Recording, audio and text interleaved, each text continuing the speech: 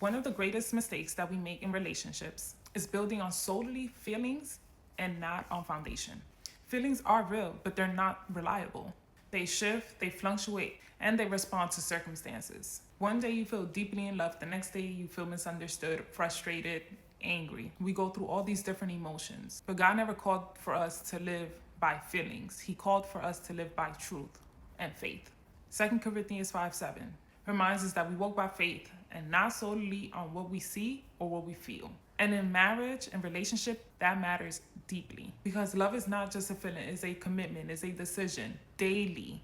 Every day you're choosing to be who you were from the beginning, and most importantly, honoring God's word, honoring your vows, honoring what you have been blessed with and what you have promised, honoring yourself too. The biggest mistake that I've seen when people's emotions shift is that they withdraw.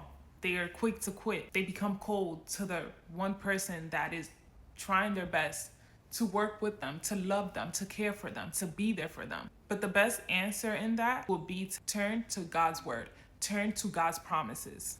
John 15:5 states that when we stay connected to God, we bear fruit. Love, patience, kindness, even when things are hard. You stay anchored.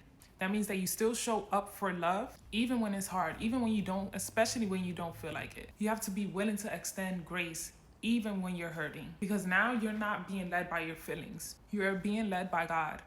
And that ultimately will give you the best solution.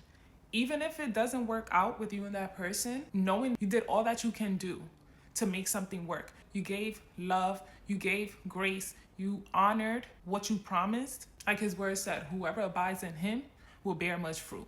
So it doesn't matter what the other person is doing.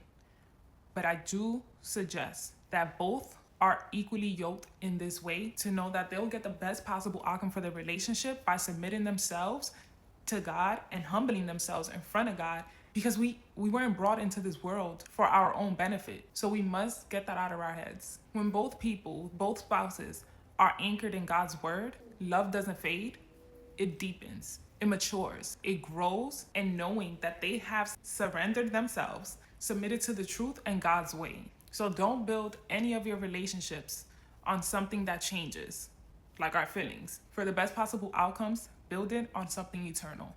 Because yes, your feelings are important, especially in the beginning. They start the love.